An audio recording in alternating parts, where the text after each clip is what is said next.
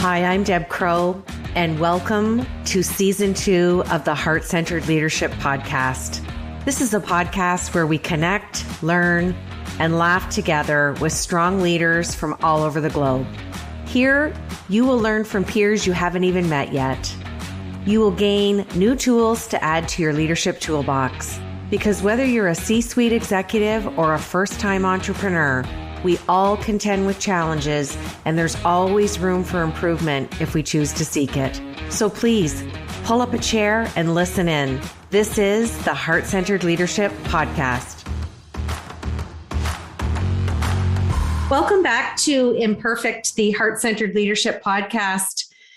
You know, I know you've heard me say this, but I continue to be just so intrigued and in awe of the heart-centered leaders that I'm finding around the globe. And there literally is no sector that we've not crossed. And today I'm really excited to introduce you to Marc Azoulay. Marc, I'm hoping I get 100% on my pronunciation of your surname there. Marc's a psychotherapist who has a private practice in Boulder, Colorado. He's the past president of the Four Corners Group Psychotherapy Society, and Marc likes to help his clients who may have a harmful relationship, and he frames it that they may have it from inherent aggression or stuck on that hamster wheel, stuck in the pain, and they're on that hamster wheel of repetitive choices or compulsions. Many of Marc's clients struggle with addiction, anxiety, and self-sabotage. So for those of you listening today, pull up a chair because this is Marc's wheelhouse. He helps people uncover and destroy their unconscious barriers that cripple them by using a blend of modern psychoanalytical and contemplative, I probably did not pronunciate that right, Marc, psychotherapy. Marc's style can be described as irreverent with surprising moments of profound depth. If that's not an introduction to pull up a chair and grab a coffee, I don't know what is. Marc, welcome to the show. Thank you. I'm really happy to be here.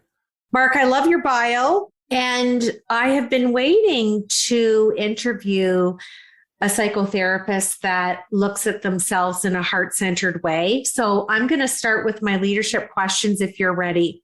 I'm ready to go. Let's do it. I love the way you frame the population of clients that you're helping in your practice. And I know that you really embrace vulnerability and transparency as a leader. Please talk to us about toxic masculinity and specifically what you can, obviously, without breaching confidentiality. Do you see it as a rinse and repeat in the workplace? And what's some strategies that you can give to our listeners? Because it's been a big topic here on the podcast. Yeah, it's a huge topic and it is very pervasive in the workplace. And I want to first say that toxic masculinity doesn't just mean men. Right? It's actually kind of a set of values that some men inhabit, some women actually embody. It's kind of this idea of being anti-heart-centered, really. You know, it's this idea of not having feelings, really valuing being tough. And what most people say by tough is more like numb, like not feeling anything, not having empathy, not having compassion. This idea that hard work and just raw hours and raw output is the secret to any kind of success. It's not really about collaboration. It's not really about, working smart. It's just about working hard and working long. And this also idea of isolation and loneliness, that to ask for help is some level of weakness. So this thing can show up with male leaders. It can show up with female leaders. It can show up in workplace culture. It's really common. Any workplace that punishes people for asking for help, that disincentivizes collaboration, that has competition, not in the friendly way, but in a way that, if you're underperforming, you lose your job, right? Or you get written up. All these types of things are examples of toxic masculinity. You can see it as kind of the darker side of the capitalist system that I think we run on, where it's all about results. It's about working people, to death or to exhaustion or to burnout.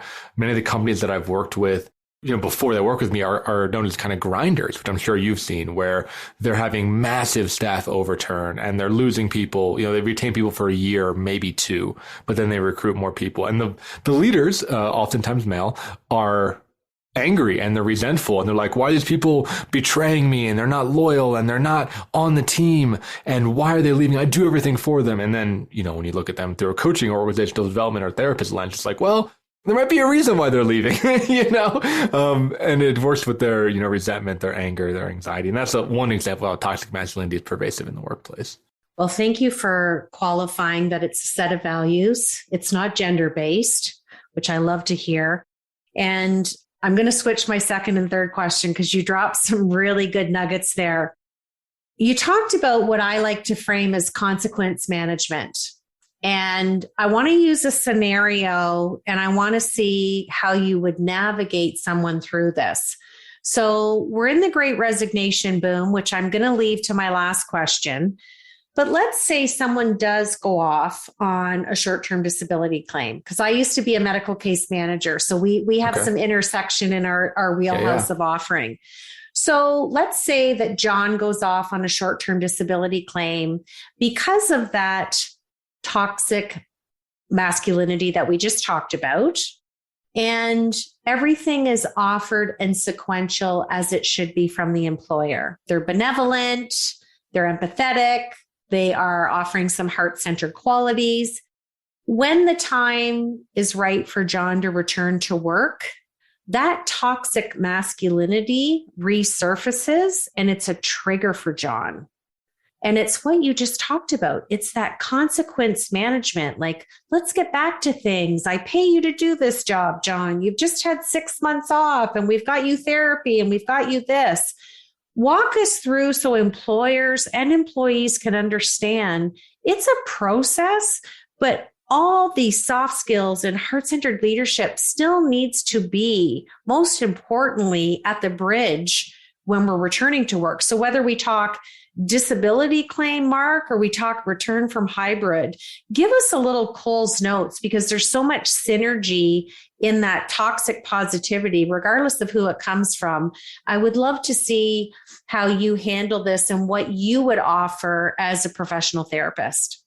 Yeah, that's great. I think the thing that is mainly missing from that scenario is that the employer doesn't often do any work, right? So if there's a medical leave and there's something, around an illness or an injury or, a rehab or something, right? The employee does a lot of work, right? And in fact, most times they're mandated by their employer, hey, go to this program or else you don't have your job, which is problematic in its own way. But that being said, that person is doing deep emotional work, often with a therapist. And what that means, and it's good for employers to know this, is it's not just fixing the problem.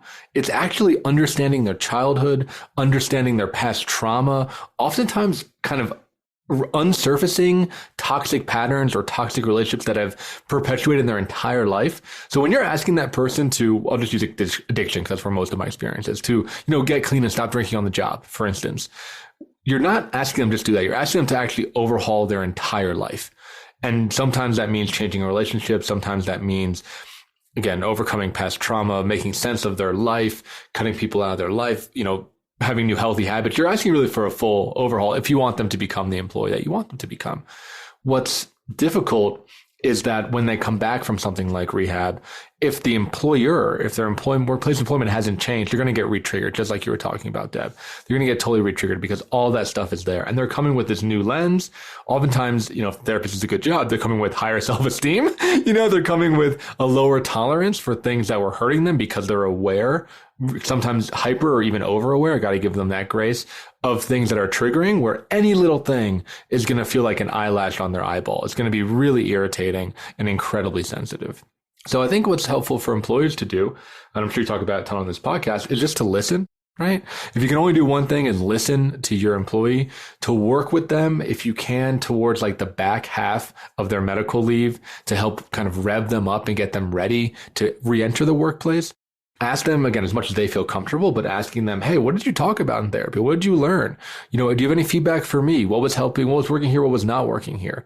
And having the employee feel like they have some kind of impact on the culture, on the policies, on maybe their team, something, right? Something so they feel like they're not just totally disempowered. And for those employers out there that are saying, oh my God, this sounds like a lot. I didn't sign up for this. I just want an employee back. This person, I want to say it's really clear to you, this person is just a symptom of a systemic issue. And even if you fire them and they leave, there will be another that will have a likely very similar type of issue, right? That the addiction will develop, that a similar injury will happen, that the person will have to take a medical leave of absence. This is a symptom. This is like kind of like a bubble boiling in the pot. And by listening to them and taking in feedback, of course, that's reasonable and relevant, you can start to understand what is causing that pot to boil and work on your own business's issues at the root. I'm going to repeat what you said because it's the mic drop moment for people. The symptom of a systemic issue. That is it. That is the root. That's the etiology. You can keep putting Band-Aids on, but you're going to lose the employee. They're going to quit. It's going to be that rinse and repeat. So powerful. Thank you for guiding us through that, because I think a lot of people are going to relate to this right now. It's why they're leaving. You know, we've always had the great resignation boom. It's just more out there now because of COVID. People are more vocal. People aren't tolerating systemic issues and toxic workplace environments. So powerful. Okay, so my second question, which is now my third question, it has permanent residency on the show, Marc, and I've asked over 170 leaders this question. Share with us what imperfections that Marc brings to his practice. Oh God, so many. I mean, I think the imperfection that I have is, well, I guess two things are coming to mind. The first one I think is trying to be too available and trying to do too much. So, you know, I'm a solo practitioner. I have one kind of semi-employee that's like a personal assistant. That's it. That's my whole company. So in my practice, I tend to want to answer all the emails right away. I tend to want to launch a bunch of different products all at the same time. I get really excited about the work that I do. And in that, I end up pretty burnt out. You know, I can go really hard for a couple weeks and then I'll have a weekend where I just crash out and can't talk to anybody, can't listen to anything, just really get flamed out. That's something that I'm actively working on, is trying to delegate more, trying to prioritize projects, trying to hire experts to help deal with things, because as things grow, I mean, there's on my desk over here, I have a picture of a hydra, which is a reminder of this, is that whenever you cut off the head of the hydra, right, two more pop back up. And if you have a successful practice, which, you know, I do, and I'm sure you do, it's this idea of when I launch a product, two more projects come up out of that. You know, when I recruit a client, I get a couple more leads out of that. You know, when I spend energy launching my podcast or doing marketing, whatever, I get more things out of that. So everything grows. And I need to just have that there so I can remember that I need to do what, you know, Hercules did, which is like cauterize. So end things, or recruit people to help manage those other heads. Because as my practice is in a growing phase, it's something that continues to keep spiraling. And that's a good problem to have. But my thing is that I want to do it all. I want to control it all. I want to have influence on it all. My voice and language and marketing is very much unique to me, and I don't really trust anyone else with it quite yet. But maybe you can help coach me around that. That's something that I'm trying to work on. Well, first of all, congratulations. I'm a solopreneur too, and I have a small team of two to support me. But I think you described what I call the excitement we get as solo entrepreneurs with our thought leadership. Mm-hmm. And I think we all go off on that. Okay, I'm in the mode. Let's do it. Get it written. And for me, I try and work ahead as much as I can in pockets of time. But I always allow white space in my calendar. And we've talked about that a lot on the show. Even if I'm in the middle of something good, I carve out that time to step away from the desk, get outside, get moving. It just recalibrates, it refreshes. And then I come back and it's like, okay, I'm going to finish this now. So I think it's very personal, but I love the energy and excitement that you bring to your practice. And I love the analogy of your visual cue above your desk to remind you. And growth will always happen where there's positive energy and excitement. And to me, just keep doing what you're doing because it's working. Yeah, that's very helpful. You know, it's the difference between, you know, working in my business and working on my business. And like I was saying, the more I work on my business, the more I have to work in my business. And those those kind of time windows, that white space starts to shrink over and over again. So you can't let it shrink, Mark. You got to have that on and in balanced. It's an ongoing love-hate relationship, but I feel you. But it will happen in due time. Just make sure you put yourself first, because the better we are as men and women running our business, the better we are at managing all those hats and the people that help support us to do so. Mm-hmm. Okay, my last question. I'm so excited to ask you this. So when I had my case management practice, like you, I saw various patients with various injuries and trauma. And I wanted to know, did your practice innately or organically come to the population of those struggling with addiction and anxiety and self-sabotage? Or was that something that you molded? And what can you share about the love that you have for your practice and your craft as a therapist? Yeah, that's a great question. It definitely molded over time. So, I do some coaching for other therapists. And what I tell them, and I'll tell you on this podcast, is it's not about finding that perfect niche immediately. It's about finding a direction. And as I walk down that direction, it narrows kind of naturally in a way. And one thing I really like about being a therapist, doing the coaching thing as well, is that I can focus my practice on whatever I'm interested in and whatever I feel passionate about. So in the beginning, I'm in recovery. I've been sober for 10 years. So that was my beginning thing was, okay, addiction. I know something about that. I've been sober. I've been in these communities. Let me start with addictions counseling. In doing that, I started to work with a lot of men, because men typically come in. That's maybe the main reason men come into therapy is for addiction or divorce. They don't really come in for any other reason. Typically, their life needs to be falling apart, which is sad. There's a whole other issue. The men don't really access mental health. So if you're a guy out there, you need a therapist, don't worry, do it. It's worth it. That being said, so I started to focus on men.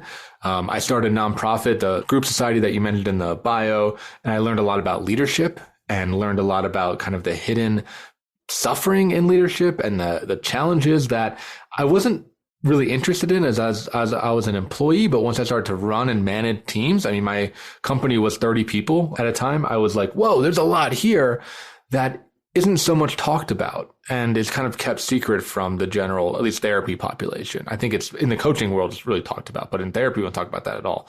So now I work with leaders. So it ends up being, male leaders in addiction.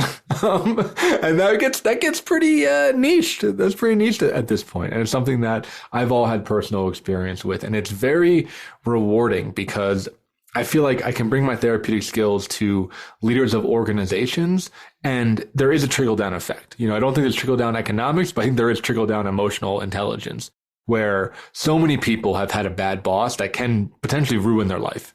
But if you have a good boss, it can really change your life. And that's something that I hope to bring to my clients, is not just helping them, but helping everybody in their organization. I love that. Congratulations on 10 years. And thanks. Just the rawness and the personal connectivity that you can bring to your clients because you've walked their path. That's powerful. Yeah, I think the older I get and the more I do this job, the more I realize how in-depth everything is. And my work has been really being clear about what's outside of my scope. Right. So for instance, when I work with corporate people, I always work with a corporate coach because I've never worked in a giant corporate environment. And I think when I was younger, I'd be like, oh yeah, I can figure that out. But it's like, no, corporate politics and corporate environments are really, really different. I don't know anything about that. So I need to work with some partners that I have out there. I love the personal touch of you just acknowledging every therapist needs a therapist and every coach needs a coach. Yes. And I'm going to throw in another question here because I love for you to separate the definition. Because you're wearing both hats, please share with the listeners what the difference is between a coach versus a therapist. It's two very different careers, it's different academic trajectories, and it's different offerings. So please give us the definition of each. Absolutely. And I think it's just like you said, to highlight that. I think people should have both, and especially you should have one if you're in the field. So I have both a coach and a therapist. So my understanding of the difference is that a coach is much more future focused. It's someone that has a very specific skill set. When I look for a coach, I look for somebody who has walked the walk, who has done the thing that I want help doing. So I'm in the process of, as I said, expanding my business, potentially hiring people. I want to have a coach, somebody who has a mental health business or a coaching business, has employees, that is, older than me, that has done the work. That helps me to trust them because they've had that lived in life experience and can then coach me through it, right? They use coaching techniques to kind of get me where I want to go. Therapy is in some ways the opposite. I think it's about the past. So it's often about resolving past trauma, making sense of your life, removing, like I said in the bio, those unconscious barriers, those repetitive patterns. It's kind of more about dropping the baggage, reducing the load and the drag, and then the coach will help you to fly. So there's a really great combination between the two, where the lighter you can get by doing this personal work and therapy, the more a coach can help you to fly. And I can say, and maybe I'm a little bit biased, I'd be curious your opinions about this, is that I needed to be in therapy for like 2 or 3 years before I was ready for coaching. I think coaching in some ways is the more advanced technique because I hadn't worked on my personal things, on my own self-sabotage and my anxiety and my own negative self-esteem, that a coach could tell me something and I just wouldn't do it, right? Because I wasn't high functioning enough in order to take a coach's advice.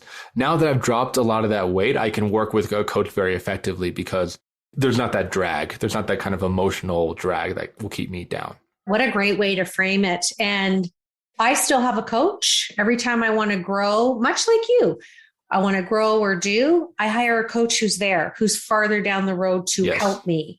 And then I take a break from coaching and I implement what I've been coached on. And then again, it's rinse and repeat. Okay, now I want to do this. I go look for another coach. I've had a tremendous amount of loss in my life, family, friends, lots to cancer. And 12 years ago, I lost 5 executives to cancer. Ow. So it was like, I'm going to close my practice. That was a loss after 21 years. And then if you had said to me, hey, Deb, you're going to move into coaching, I would have said, no, Mark, it took a coach to say to me, this is a natural migration for you now. Because like you with the addiction, you've been there and you've experienced loss. You've returned people to work. You've lost people. And it was like, if I could get out of the generalist space of helping executives succeed and then help them when they're sick and return to work, wow, what if I get in the preventionist space and coach them healthy to achieve and not lose the marriage, become addicted, lose relationships.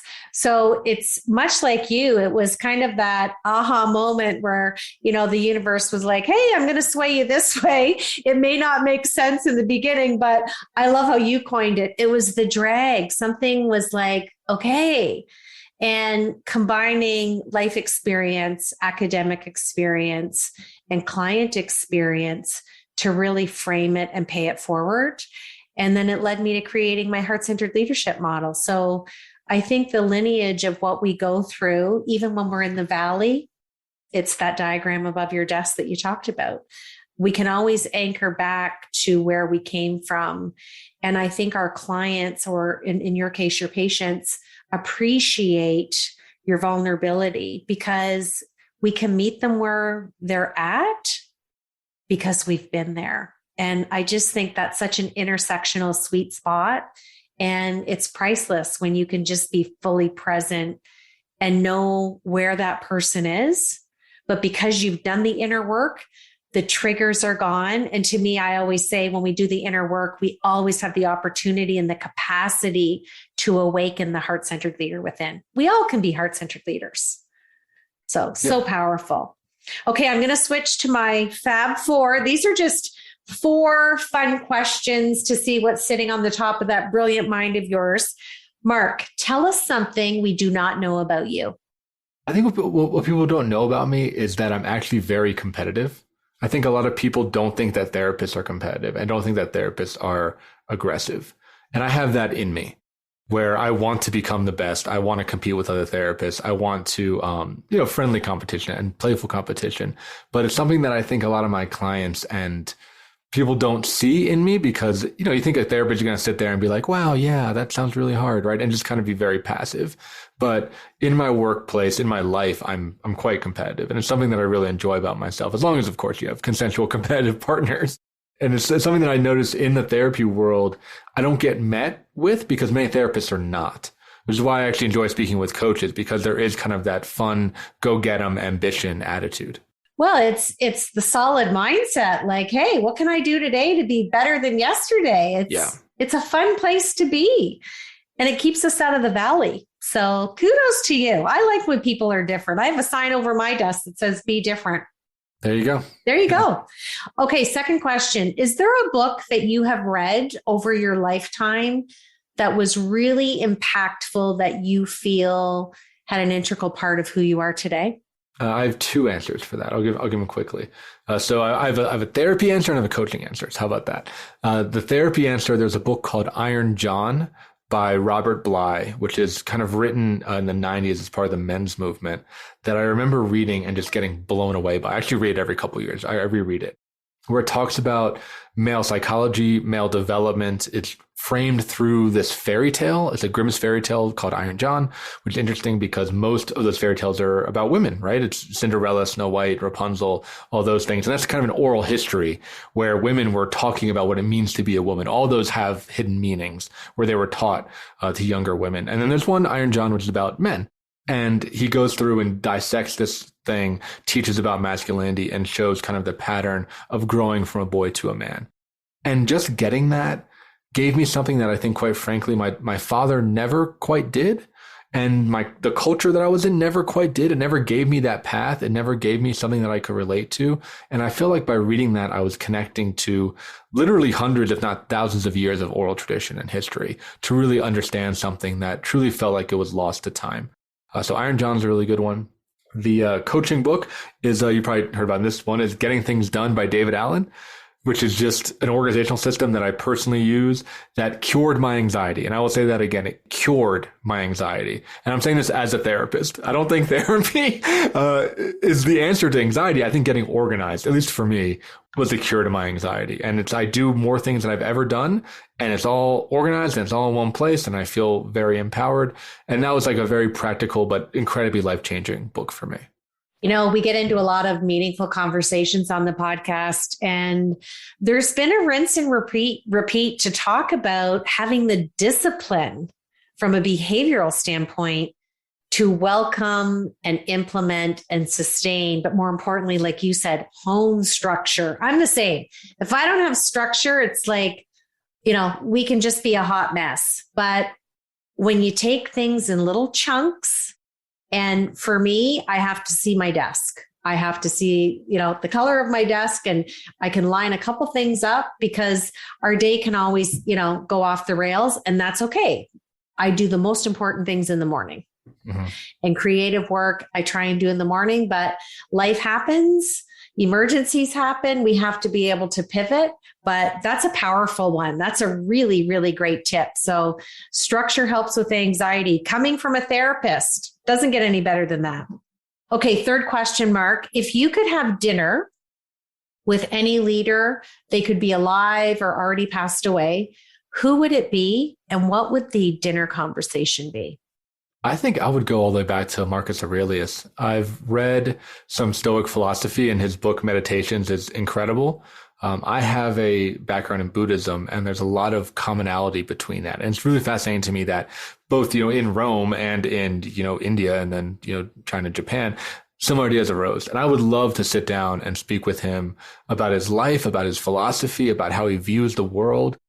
For what he knew in his world, he was the leader of the free world. I mean, you think president is the leader of the free world? Marcus Aurelius was even more than that. He was the emperor of Rome during the height of the empire. And the question of what was it like to be a leader that had those heart-centered qualities, that was critically thinking about philosophy, that was meditating on death, that was trying to manage, domestic famine at the time and wars, and actually brought Rome into a golden age through these deeper thoughts. It'd be fascinating just to get any kind of time with someone like that. I agree. He is also a philosopher. I have a few of his books. And 5 years ago, almost 6 years ago, I actually became a certified yoga teacher just to embrace that world even more. And not even about a yoga mat, the extrinsic part or the poses, the philosophy and the principles of yoga that you learn. And I did my RYT 200 hours. it's incredible. And you can go down the rabbit hole and spend hours looking into the philosophy that goes into yoga and the definition, the science of the mind. So I agree with you on that. Marc, before I ask you my last question, I just want to say I'm so delighted that you had interest and wanted to be on the show. And I'm so touched that as a therapist in private practice, that you've really shared your authenticity and your vulnerability in your heart today. And I'm really grateful you took the time, and our paths have intersected. Yeah, I really appreciate that. Thank you. So keep being a heart-centered leader. And my last question is how we always close out the show. Finish this sentence for me, Marc. Heart-centered leadership is? Heart-centered leadership is not being afraid of yourself and shining your heart and your own personality forward, and not clamping down on the light that is within you. You've been listening to the Heart-Centered Leadership Podcast. I'm Deb Crow. If you like what you heard today, please rate and review the show. And I'd love it if you'd visit my website at debcrow.com, where you can sign up for my newsletter and get access to the Heart-Centered Leadership Toolkit, all free of charge. Thanks for your time, and we'll see you again.